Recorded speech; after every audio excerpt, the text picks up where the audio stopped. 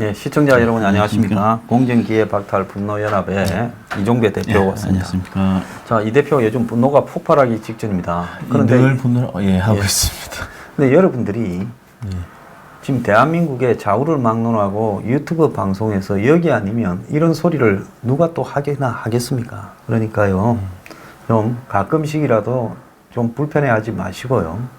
지금 이런 이야기들을 좀 들으시길 바랍니다. 자, 며칠 전에 재미있는 그 기사가 났어요. 제목이 승진 안 할 거냐인데, 칼럼입니다. 중앙일보에. 기자가 뭐 이런저런 정보를 듣는다고 경찰 간부들하고 밥을 먹으면 나갈 때 그냥 나가더라는 거죠. 간부가요? 네, 돈을 내는 걸 못 봤다는 거예요. 그래서 이제 이 경찰 간부한테는 식당에서 요즘 때가 어느 때인데 공짜로 밥이나 술을 주나 이런 생각도 했는데, 경찰은 밥을 먹으면 항상 밑에 사람이 다 계산을 한다는 거예요. 경찰은 밑에서 술을 산다. 기자 사회에서는 무조건 위에서 사요. 저는 그런 것도 봤어요. 내가 어떤 기자한테 옛날에 술을 사주려고 같이 술 먹고 있는데 그 기자 선배가 거기에 왔다가 먹고 나가면서 나중에 나가려니까 계산이 됐더라고. 그리고 왜 계산됐냐고 하니까 앞에 나간 선배 기자가 내고 갔다. 그런 정도로 기자들은 그렇게 하고, 검사들도 보면 위에서 사고, 그렇죠. 다 위에서 사거든. 동문회 가도 위에서 사고. 공무원도 위에서 사는데 특이하게 경찰만큼은 밑에서 산다는 거예요. 그러니까 이제 경찰들 이렇게 만나면, 이제 뭐 경찰 간부하고 만나면 가끔 이제 밑에 쫄병 경찰이 와서 인사하고 앉아서 술 한 2잔 받고 가. 그러면 이제 나갈 때 보면 계산이 돼 있어. 나도 그런 걸 봤어요. 그거는 뭔가 하면 이제 승진을 하려면 밑에서 술을 사는 게 경찰에는 관행이 돼 있다는 거예요.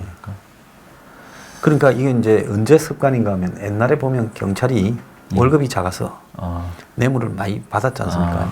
호랑이 담배 피던 시절이라고 억지로 이야기를 합시다. 그러면 이제 그때 간부는 뭐 크게 받는지는 몰라도 너희들이 밖으로 주로 돌아다니면서 업소 출입하거나 또 뭐 교통 딱지 떼니까 너희들이 받지 나야 뭐 받을 일 있나 방에 이제 이래 되는데, 경찰은 꿈이 위로 올라가는 거잖아요. 그렇지 않습니까? 그렇죠. 경찰이 또 특히 그 승진에 굉장히 민감하게, 공무원보다 더 민감한 것 같더라고요. 근데 그러려면 이제 무조건 끈이고 줄이거든요. 그러니까 평소에 이제 자기 줄이라고 하는 윗사람한테는 항상 밑에서 이제 계산을 하고, 그러니까 이 사람이 오늘 누구하고 먹는데 니 좀 와 이러면 니 밥값 계산해라. 그래서 이제 그러다 보니까 경찰에 아직까지 이 관행이 남아있고, 그러다 보니까 이제 이 뭐라고요? 경찰 안에서 이제 더치페이 운동까지 벌어지고. 더치페이 운동. 그러니까 경찰은 여러 사람 아래 위 섞여서 술을 먹고 또 뭐 거기에 외부인까지 와서 먹고 이러면 거기에서 이제 밥값을 내야 되는 거는 승진이 좀 시급한, 임박한 이제 쫄병 중에 한 명이 낸다 이렇게 봐야 돼요. 참 특이하네요, 이 경찰은. 밑에서 낸다는 게. 그래서 이제 검찰 조직이 경찰을 비하할 때 그 짜바리라고 이제 비하적 용어를 쓰면서, 짜바리는 밑에서 밥을 사지 않냐, 술밥을. 우리는 위에서 산다. 스폰서를 끼워서 사든 위에서 산다. 이제 이런 이야기를 하는 거죠. 밑에 사람한테 얻어먹으려면 좀 사투리로 남사스럽지 않습니까? 그래서 경찰이 수사권 이관도 좋은데 바깥부터 위에서 좀 살아. 그렇죠. 맞습니다. 이건 필요한 거 아닙니까? 그게 공정사회 아닙니까? 맞습니다. 아무래도 또 위에 분들은 좀 더 받지 않겠습니까? 월급 같은 거. 위에 분들은 판공비고 있고, 뭐 업무 추진비도 있고, 카드도 있는 사람도 있고. 밑에 사람들이 이제 애도 크고 얼마나 가정이 빠듯하겠습니까? 밥까지 살려면 좀 힘드실 것 같아요. 그래서 무슨 부대찌개를 먹든 김치찌개를 먹든 능력에 되는데 가서 먹고, 또 경찰들 중에 이렇게 보면 또 좋은 식당들은 또 많이 알아갖고 문 닫고 먹는 그런 은밀한 식당에서 밥 드시는 분도 많아요. 근데 그게 경찰들 나도 옛날에 잘 모를 때 그냥 가까운 경찰들한테 거기 가면 뭐 자기들이 밥값이 다 됐다 해서 나왔는데 나중에 생각하면 경찰이라는 게 그게 월급도 많은 것도 아니고 그래서 내가 경찰하고 먹을 때는 무조건 내가 밥을 내겠다 이런 생각으로 그 뒤로는 좀 이렇게 하고 있어요. 네. 요즘에 뭐 저보고는 뭐 밥을 먹자거나 뭐 또 이렇게 한번 보자라는 경찰도 없지만 없습니까? 왜 이제 정권이 이러니까 이렇게 황장수는 이렇게 밥 먹기 좀 위험한 인물 아니겠어요? 그러니까 일체 무슨 정보 뭐 이런 쪽에서는 개미 새끼 한 마리도 문정권 출범 이후 찾아온 바가 없습니다.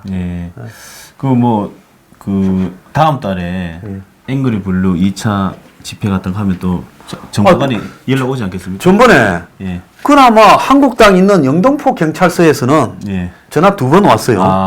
나는 이 대표가 가서 신고하고 나면 그 다음 날쯤에는 이게 메인 홍대 앞이 어디예요? 그 마포 경찰서지. 마포 경찰서에서 우리 사무실로 이거 안녕하십니까 하고 한 사람이 올까 생각해서 끝날 때까지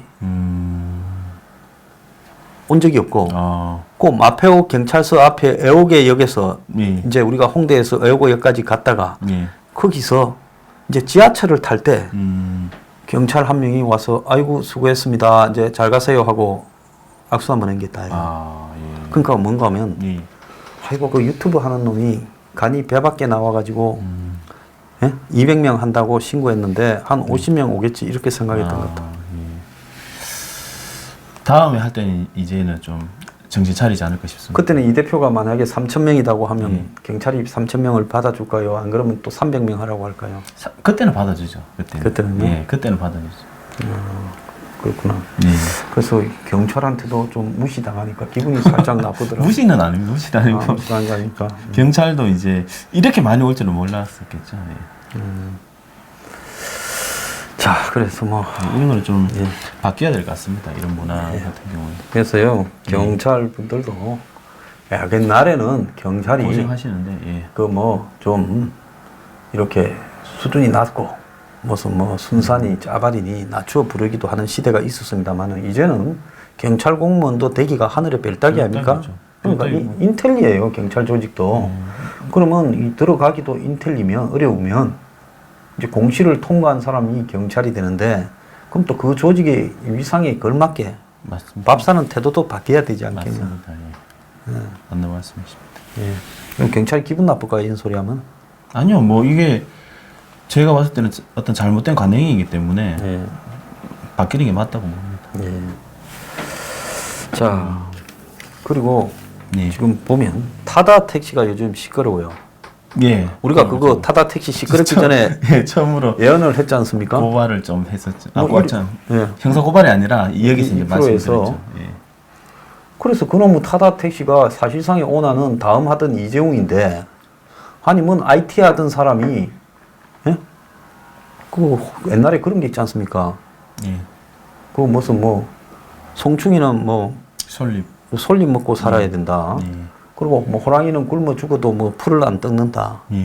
근데 IT 재벌이 IT 하다가 뭐 그 회사를 뭐 다음 카카오 합병한 뒤에 지분을 갖고 좀 넘겼는지 어쩐지 모르지만 그 떼돈을 갖고 돈이 있을 건데 그 무슨 IT도 아니고 이게 뭔 IT예요? 앱을 갖고 수수료 뜯으면 그 다음 카카오 뭐 카풀이나 다음 카카오 카풀이나 또 타다 택시 무슨 렌트카에 기사 붙여서 하는 이게 무슨 아니 뭐 그게 혁신 플랫폼이에요? 그 혁신이면 뭐 배달의 민족 뭐 배달 앱 같은 거 있지 않습니까? 이삿짐 앱도 있고 뭐 다 그러면 혁신.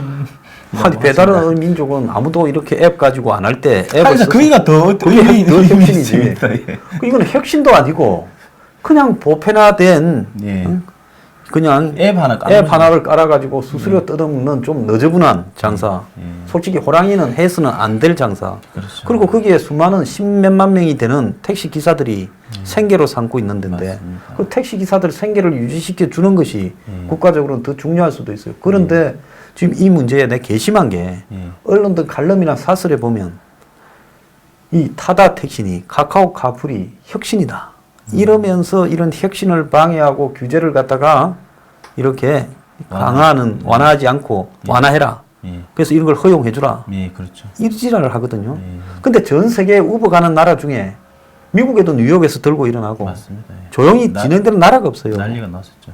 근데 그 사람들이 우버 택시에서 돈 버는 게 아니라 우버 택시를 기반으로 해서 돈을 투자를 받아가 예. 이 금융 구조와 주식으로 해서 돈 버는 거예요. 지금 이 소칸이, 예?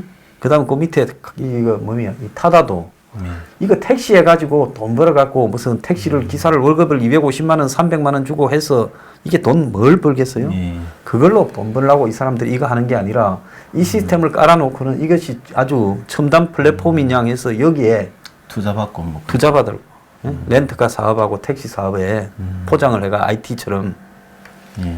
그래서 주식 만들어 갖고 띄워서 돈 벌려고 하는 거 뻔한 짓거리가 눈에 보이는데 예. 이거를 갖다가 마치 언론들이나 기득권들이 규제 완화에 저항하는 부분이라고 택시 기사들을 매도하고 있어요. 예. 맞습니다. 그래서 저도 이제 최근에 이제 기사를 보니까 예. 뭐 택시 업계에서 타다를 법 위반으로 예. 렌트카와 관련된 예, 예. 운송사업법 위반이죠. 예, 위반으로 고발한다 그러고 일회성으로 가야 되는데 그렇죠. 하루 종일 다니잖아. 맞습니다. 서울 시내를. 예, 예. 그래서 이제 또 기사 보니까 거기 타다 쪽에서는 어떤 법의 어떤 허점을 교묘하게 이용해가지고 한다 뭐 그렇게 비판하는 데도 있고 하는데 왜 하필 타다가 이재용이의 자회사인 타다가 이걸 하느냐. 예, 여기에 관련 서울시나 권력의 비호가 없이 이런 게 가능하겠느냐. 불가능하죠 제가 봤을 때. 나는 불가능하다. 예. 다른 사람이 만약에 강남의 조폭이 우리 저기 렌트카 사업 술집도 많고 예, 그런데 수요도 많으니까 왜냐면 술집 같은 데는 다 자가용 영업 같은 걸 하잖아요. 맞습니다. 그럼 우리 술집도 여러 개 있으니까 손님이 기본으로 되니까 이런 사업 하자고 이런 거 만들었으면 당장 단속해가지고 예? 맞습니다. 벌금 물리고 영업 정지시키고 안 했겠어요? 맞습니다. 이재용이 하니까 봐주는 거 아니에요? 그렇죠. 예. 근데 왜 이렇게 간단한 진리를 사람들은 다 이게 마치 첨단 산업으로 가는데 저항하는 택시 기사 이런 대결로 몰고 갈까요? 그렇게 예 댓글도 굉장히 부정적으로 또 이제 막 달리고 하더라고요. 하는데 이제 저도 기사를 봤었는데 이게 세계가 다 이게 어떤 택시 기사들의 저항이 있고 그 왜 저항을 하느냐 생존권에 문제가 있고 특히나 저는 우리나라가 택시비가 보니까 뭐 3,800원 올랐지만 제가 뭐 누구 편들고 이런 건 아닙니다. 편들고 이런 건 아니고 택시비가 그래도 세계에서 많이 싼 축에 든다 그러더라고요. 우리나라 같은 경우. 그래서 이제 택시비가 일본은 우리나라 한 2배 정도 된다 그러더라고요. 어휴, 굉장히 비싸요. 예, 2.5배 정도 되는 것 같더라고요. 그러니까 택시 기사들의 벌이가 되니까 거기는 대학생들이 뭐 취업하고 싶은 회사 10위 안에 택시 기사가 있습니다. 뭐 그런 우리나라는 그만큼 좀 뭐 서비스 질이 떨어진다고 이제 비판도 하지만 그런 뭐 비판받을 부분은 받는 거지만 아무튼 택시비가 좀 저렴하고 그렇게 서비스를 받을 수 있기 때문에 반대로 기사들은 또 열악한 환경에서 어떻게 보면 예를 들어서 지금 뭐 산학금을 낮추라 뭐 어떻게 막 얘기를 하고 있지만요. 예. 택시 기사들이 돈 많이 벌어고 하려면 막말로 그냥 택시비 지금보다 많이 올라버리면 많이 받아갈 수가 있습니다. 그런데 시민들은 그 또 어떤 지출의 부담을 많이 져야 되는 거지 않습니까? 그래서 지금 가고 있는 상황인데 여기에 타다라든지 이런 서비스가 와가지고 택시 업계의 생태계에 더 이제 위협을 가해 버려가지고 저는 만약에 택시 산업이 무너지지는 않겠지만 많은 타격을 받잖아요. 예. 해가지고 어떤 대중교통 시스템이 많이 교란이 되고 혼란해지면 그러면 비용이 훨씬 더 오른다고 저는 봅니다. 지금부터. 예를 들어 타다 체제로 가보십시오.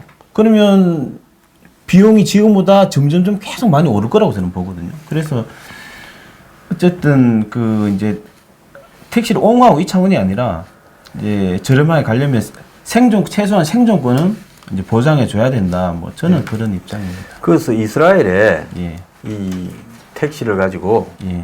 암호화폐하고 예. 이렇게 연관해가지고 예. 하는 데가 있어요. 예. 근데 그거는 암호화폐를 만드는 사람이 예. 이제 블록체인으로 이렇게 결제를 하게 하고 예. 그래서 택시 기사들한테도 그 수익을 나누고 하면서 아, 예. 이용이 늘어나면 늘어날수록 이렇게 이제 하는 그런 시스템이에요. 그래서 그야말로 이 라주즈라고 하는 그 토큰 암호화폐인데 그래서 이거야말로 이런 정도가 되면 공유 서비스고 서로가 공존하는 건데 아니 무슨 앱을 갖고 수수료 뜯어먹고 그다음에 특혜를 줘가지고 예? 대형 택시를 가지고 특혜를 줘가 그렇죠. 예. 이렇게 하게 하면서 그걸 가지고 마치 이 4차 산업혁명이고 기존 택시보다 혁신이고 어쩌고 하고 자빠졌는데 그거 좀 웃기는 이야기라고 봅니다. 그냥 갖다 붙이는 거고요.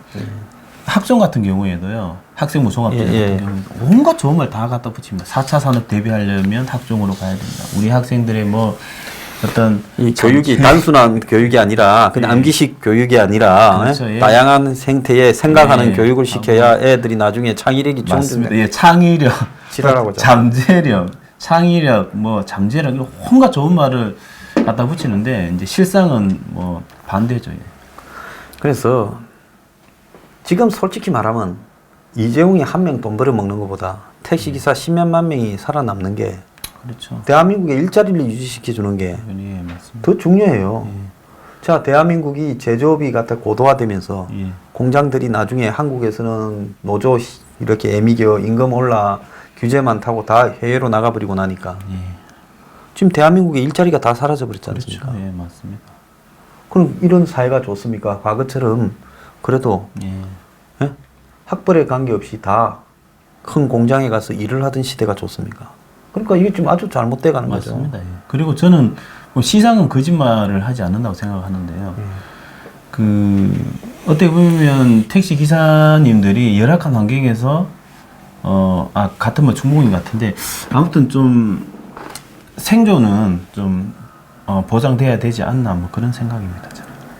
자, 그래서 열심히 일을 하고 하면 이걸 갖다가 정부가 택시 기사의 산학금이 적절한가? 예? 그리고 택시 이 회사를 한 사람들이 택시 몇십 대만 갖고 있으면 그럼 이 택시를 주차할 수 있는 공터가 있고 정비시설 그런 목돈이니까 그런 돈 한 번만 갖고 있으면 그걸 갖고 택시 기사들한테 생계가 안 될 정도로 받아 뜯으면 그것도 잘못된 거죠. 맞습니다. 그게 국가가 개입해서 적절한 이유만 취해라. 산학금이 높다. 근데 이번에 이제 3,800원이 되고 기본 요금이 또 그 주행 요금도 오르고 해서 택시비가 많이 올랐는데 그러면 그 산학금이 어떻게 산학금도 또 오르지 않았겠어요? 아직은 안 올랐는데 오르겠죠. 예. 오르겠죠. 예.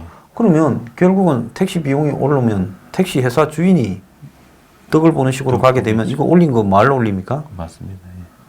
그러니까 이런 문제를 한번 언론이 보도를 해야 될 건데 택시 기사가 3명이 분신 자살하고 이래도 오죽 산학금 문제를 보도하는 언론이 하나도 없어요. 이게 공정한 겁니까? 불공정한 것이죠.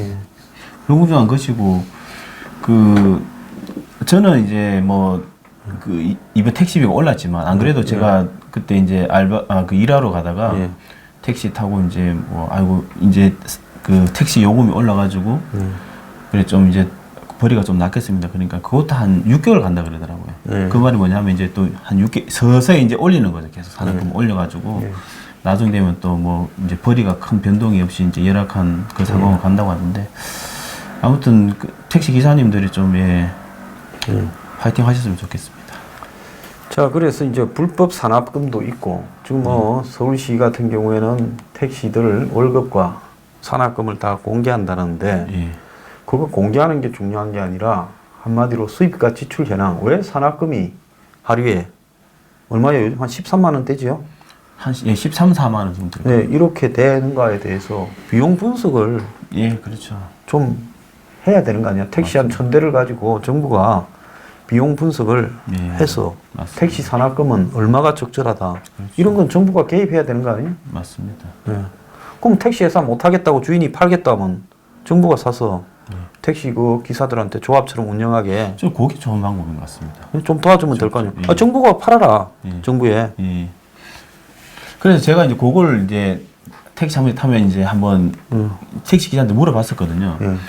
그런 조합식으로 운영하면 어떠냐 하니까 이제 좀 지금 있던 법인 택시보다는 조합식으로 하는 게 좀 벌이가 좀 이제 낫겠지만 이제 대신에 운영을 깨끗하게 정말 이제 할 수 있냐 그건 문제가 있는데 그렇게 되면 이제 지금보다 벌이는 좀 나을 거라고 그래요. 저도 그런 식으로 가는 게 좋은 것 같습니다. 이제 조합 형태로 해가지고 이제 회사가 가져갈 몫을 이제 기사들이 이제 n분의 1로 나눠서 좀 더 이제 벌어가는 시스템이 좋은 것 그리고 같습니다. 사람이 작게 벌더라도 누구한테 내가 착취당한다는 생각은 안 들고 공정하게 내가 일해서 공정하게 수입이 적으니까 감수한다 이런 생각이 들어야 안 되겠습니까? 예, 맞습니다. 그래서 이런 것도 간단한 해결책이 있는데 예. 아마 평생 해결이 잘 안 될 거예요. 그런 것 같습니다. 예. 자, 아까 무슨 뭐 예비군 요즘 뭐 참여 거부한 사람이 있다고요? 아, 예, 예. 최근에 기사를 보니까요. 예. 그 양심적 병역 거부 있지 않습니까? 예. 이제 그 헌법재판소에서도 판결이 나왔고 이제 법원에서도 계속 무죄 판결을 하고 있는데, 그러니까 국방부가 그 양심적 병역 거부가 아니라 어떤 종교 등의 사유라고 좀 의미를 축소를 했습니다. 축소를 하니까 이제 인권 단체에서는 반발하고 있었는데, 최근에 이제 수원지법인가 거기서 그 이제 군대는 현역으로 갔다 왔습니다. 갔다 왔는데 그 예비군 훈련이 또 계속 이제 나가야 되는 거 아닙니까? 근데 피의자가 이제 자기는 어떤 평화의 신념이 있다는 겁니다. 평화의 신념이 있어서 나는 총을 이제 더 이상 못 들겠다. 그때 군 입대할 때도 자기가 총을 못 들겠다고 막 버텼는데 주변에 가족이랑 친구들이 그래도 군대는 가야 된다 막 해가지고 군대는 어찌 이제 제대를 했는데 더 이상 양심에 반하기 때문에, 평화 유지라는 그런 양심에 반하기 때문에 총은 못 들겠다 해가지고 예비군 훈련을 불참을 했죠. 그게 재판에 넘어갔는데 수원지법이 그걸 그 양심적 병역 거부자로 인정을 해가지고 무죄를 판결을 한 거죠. 그러면 예비군 첫 사례죠, 그게. 예비군 훈련을 군대는 안 가면 대체 복무를 한다 하지만은 네. 예비군 훈련을 양심적 병력 복무 때문에 안 간다. 그거 좀 오르만다 나는 뭐 왜냐? 맞습니다. 군을 가서 무슨 총을 들어서 이렇게 하는 거는 또 뭐 전쟁이 나고, 근데 예비군 같은 경우에는 그 가면 다 앉았다가 졸다가 오잖아요. 네. 네? 맞습니다. 그런데 거기에 무슨 놈의 총 들어서. 그렇죠. 그리고 저는 이제 이 판결이 굉장히 좀 비판적인데, 왜냐하면요, 이렇게 선례를 남기지 않습니까? 근데 이번에는 예비군이었지 않습니까? 그럼 현역의 재판이 있었어도 이런 판결에 선례를 남겨버리면 현역 입대 예정자도 나는 어떤 평화라는 신념이 있는 사람이고 그런 활동을 해왔다. 그러면 그런 걸 존중해주고, 나 같으면 이렇게 하겠어. 예. 저 달동네에 재래식 화장실이 있는데 똥 퍼는 일을 그렇죠. 예. 시키면 되지 않겠습니까? 똥 퍼는 일, 뭐 위험한 지뢰 제거라든지, 그리고 뭐 아니면 연탄 배달 일 같은 예. 거 산동네 한 60개월 뭐 이렇게. 그렇게 하면 뭐 양심 군대 따지는 갈 사람들 아니 그 저기 예비군 훈련에서 또 양심적 무슨 예비군 훈련 거부 이야기하는 사람 예. 참 배를 응만들 다 있네. 그래서 이제 그 수원지법에서 그런 판결을 내려가지고 이게 참 좀 위기 의식을 느낍니다. 이게 우리나라 국방의 신성한 국방의 의무가 이제 국민의 4대 의무지 않습니까? 이게 또 잘못하다가는 이게 막 형해화되고 교란돼가지고 이게 이제 또 사회가 혼란해질까봐 걱정입니다. 나는 이상하게 이 정부가 들어서고 계속 이상하게 바뀌고 있습니다, 지금. 나는 그 양심을 5.18 폄하 5.18을 갖다가 모독하면 사법 처리하는 것처럼 양심이라는 말을 모독하면 사법 처리하는 법을 좀 통과시켜가. 예. 온 사방에 쓸데없는데 양심이란 말을 갖다 붙이면 그냥 바로 법적으로 처벌을 좀 해버렸으면 좋겠다. 양심 남용죄인가요? 남용. 그렇지. 지금 어떻게 군대를 안 가고 나는 종교 때문에 안 가면 미안해하고 다른 걸로 때우겠다 해야지. 그게 어떻게 양심이고, 예비군 훈련 안 가는 것도 양심이고. 맞습니다. 특히나 지금 남북 대치 상황에서 얼마나 안보가 엄중한 상황인데 그렇게 국방의 의무를 이렇게 무력화시키는, 지금 나라가 지금 국운이 기울고 있나 그런 생각도 들고 싱숭생숭합니다. 예. 자, 개천에서 이제 용이 예. 뭐 나는 사회를 만들겠다라고 문재인이 이야기를 했는데 모두 다 용이 될 필요가 없다. 뭐 그랬어요. 조국이. 조국 그렇죠. 조국은 이제 지는 용이라 생각하는 모양이네. 용이라고 생각하겠죠. 내가 볼 때 이무기도 못 되는 것 같은데. 예, 이무게도 못. 그래서 이제 조국은 그렇게 개천에서 용이 될 필요 없고 될 수도 없으니 개천을 아름답게 붕어 가지로 해서 살아라 이런 얘기를 하고, 대통령은 개천에서 용이 나는 사회를 만들자 그러고 있고, 또 최근에 이제 그 로스쿨 측에서는요 이제 집회를 했거든요. 하면서 왜 개천에서 용이 나야 되냐 그러면서 그렇게는 안 된다 그러면서 이게 막 뒤죽박죽입니다. 뒤죽박죽이고 그 대통령 그런 현 정권의 우호적인 세력들 단체라든지 세력들이 있지 않습니까? 거기서는 어떤 개천용에 대해서 알레르기 반응을 보이고 있습니다.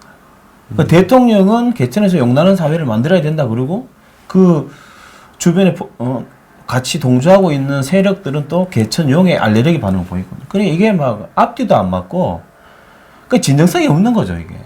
그래서 제가 그때 소장님이 저보고 뭐 개천에서 용 얘기만 나오면 확 미친다 그러셨는데 그 저는 왜 미치냐면요 말이 이게 앞뒤가 안 맞지 않습니까? 그래서 저는 국민을 속인다는 생각에 막 분노를 할 수밖에 없는 거죠. 이게. 예, 분노할 수밖에 없고 저는 그 실제로는 제도라든지 여러 가지 정책들을 보면 다 개천의 씨를 말리는 정책들을 하면서 입으로는 말로는 계속 공정 얘기, 정의 얘기, 뭐 개천에서 용 얘기 이런 걸 하는 거 보니까 가증스럽죠. 예. 그럼 이번에 나 김태우 수사관에 대해서 공익 신고자로 이제 이 권익위가 이야기를 한 부분에 청와대에서 예. 대통령이 변호사고 예. 민정수석이 로스쿨 교수인데 둘 다 법조인이에요. 법조인이죠. 그 법조인이라고 하는 사람들이 하는 소리가 어떻게 판결이 어찌 날 줄 모르는데 김태우가 앞으로 이 법원에 가면 그걸 공익신고자라 하느냐 이런 말을 해요. 근데 공익신고자라는 거는 거짓말이라는 걸 권익위가 입증을 못하면 일단 내가 공익신고한다 하면 그 그렇죠. 최소한의 형태만 갖추면 무조건 받아줘야 되는 거고. 맞습니다. 예. 그리고 나중에 이제 재판에 가서 이 사람이 그 공익신고자가 아닌데 공익신고를 했다, 거짓말이다, 이렇게 유죄 판결이 나면 예. 이제 개심죄까지 걸려서 온팍 덮어 쓰는 거고. 예. 이제 뭐 거기에서 이기면 공익신고자로 이제 정식으로 신분이 확정되는 거죠. 맞습니다. 그래서 일단 신고만 하면 예. 그 신고한 게 거짓말이라고 입증을 못하면 예. 공익신고자가 되는데 예. 청와대라는 것들이 지금 입장을 발표가 대변인이 예. 공익신고인가 아닌가는 재판을 해봐야 안다는 둥 이딴 헛소리를 하고 앉았어요. 그렇죠. 그래서 내 이것들이 법률적 상식이라도 좀 있나? 만약 있다면 뻔뻔한 거고요. 근데 저는 이제 있다고 봅니다. 이 사람들이 왜냐하면 그 있으면서 아 이건 이제 공익 제보자가 되는 게 맞다라는 그런 법적인 판단을 하면서도 인정해주기 싫은 거겠죠. 그만큼 이제 이중적인 거죠, 이중적. 자, 끝까지 그 홍익표하고 서른이 예. 두 사람은 그것도 제가 사과를 안 했어요. 민주당의 뭐 원내대표 홍일표가 뭐 사과하고 뭐 당내에 예. 뭐 위원회 만든다. 예. 그거죠. 뭡니까 20대 폄하 발언에 대해서요. 근데 그거 좀 어떻게 보십니까? 그 진짜 공당이 맞나 싶죠.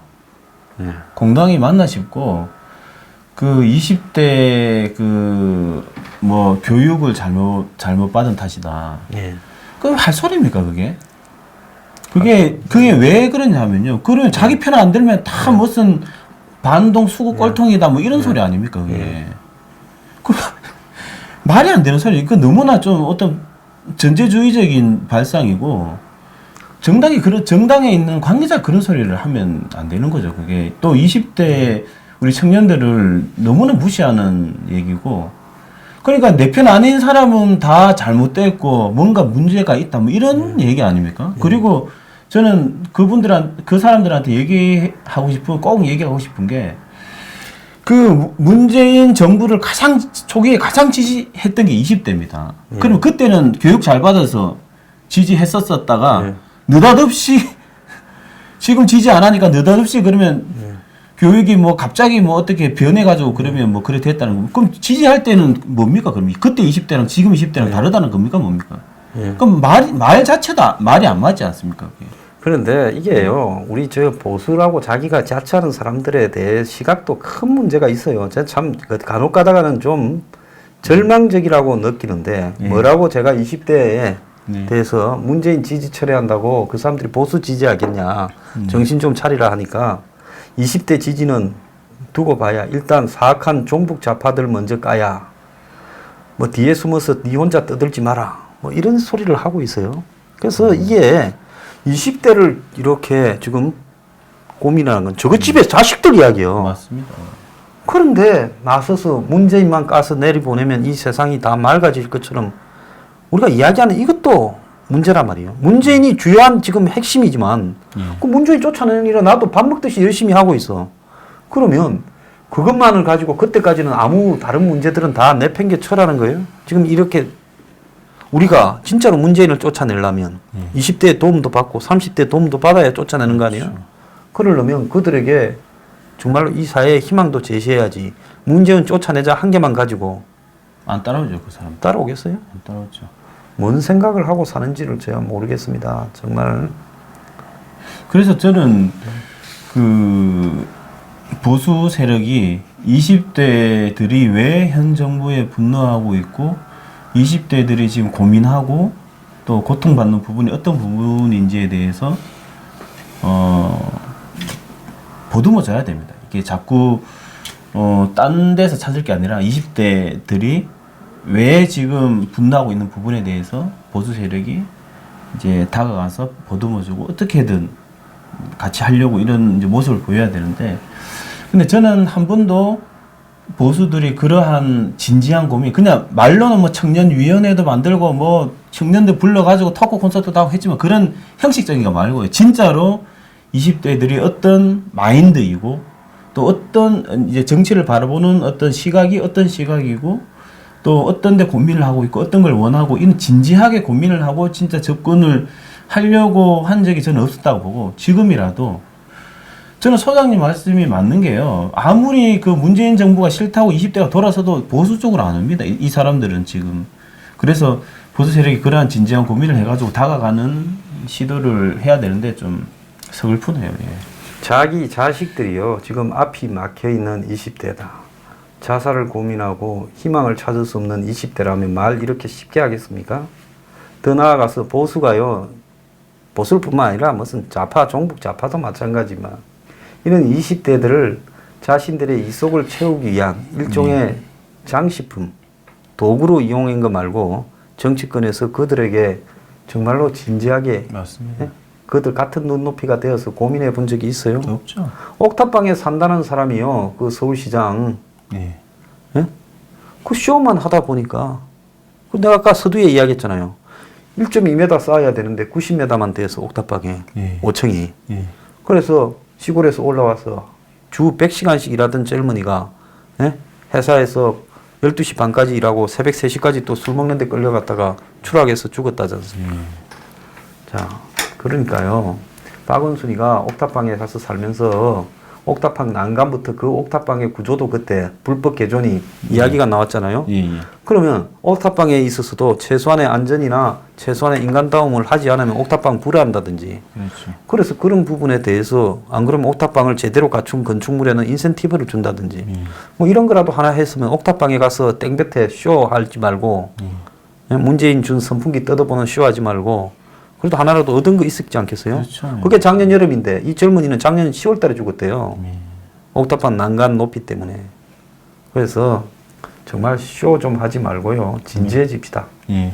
그리고 요거 한번 그 말씀드리고 싶은 부분. 예, 말씀하셨어요.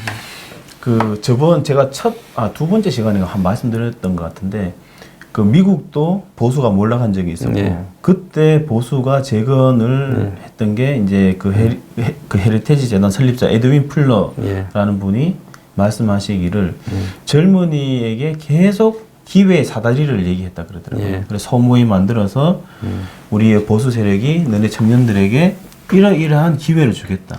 너네들이 열심히 하면 성공할 수 있는 이런 사다리를 주겠다. 이렇게 포럼도 만들고 소모임도 그렇게 시작을 해가지고 결국은 청년 유권자들한테 표를 받아가지고 보수를 재건했다 그러더라고요. 네. 그러니까 지금 저는 뭐 꼭 뭐 집권을 하고 안 하고 이런 차원을 떠나서 이제 보수 세력들이 이렇게 진지하게 좀 그 청년들 그리고 약자들 뭐 30, 40대 또 그 기혼 부부들 이 부분에 대해서 좀 진지하게 좀 접근을 하고 고민하고 또 저는 꼭 말씀드리고 싶은 게 말로만 끝내지 말고 결과물을 좀 보여줬으면 좋겠어요. 저 그런 얘기 그때 조경태 의원님도 오셔가지고 말씀하셨지만 뭔가 지금 통과되면 이게 뭐 정부에 공이 되니까 뭐 안 한다 그러고 뭐 그거는 여든 야든 마찬가지죠. 여야 받기 때문에 그런 마인드로 가면 안 됩니다. 지금은 누가 공이 되고 이게 아니라 시급히 지금 환자가 있으면 병을 고쳐야 되듯이 지금 청년들이 힘들어하고 있으면 예를 들어서 그 채용 비리 같은 것도 있지 않습니까? 그게 뭐 제가 기사를 보니 기사에 나왔던 건데 채용 비리를 막 수사를 하려니까 여야가 다 걸려 있어가지고 지지부진했다 뭐 그런 얘기를 하더라고요. 그런 부분도 그럴 게 아니라 정말 치부를 드러내는 게 부끄러울 수 있겠지만 싹 까발려가지고 정말 환골탈태하고 공정한 채용 제도를 만들 수 있는 그런 계기로 만들고 이게 정치가 발전하는데 썩은 기득권 여야 할 것들 정당들이 이렇게 하니까 청년들이 희망을 잃고 있는 거죠. 제가 봤을 때. 예, 참 뭔가를 좀 해야 되겠다 이런 생각도 드는데요. 오늘 그 이 대표 좋은 말씀 이렇게 감사합니다. 우리 둘이서 맨날 분노하는 것 같아요. 예. 아니 근데 계속 분노하다 보면 또 좋은 일이 또 일어나지 않겠습니까? 예, 감사합니다. 예, 정말 편안하게 감사합니다. 보내십시오.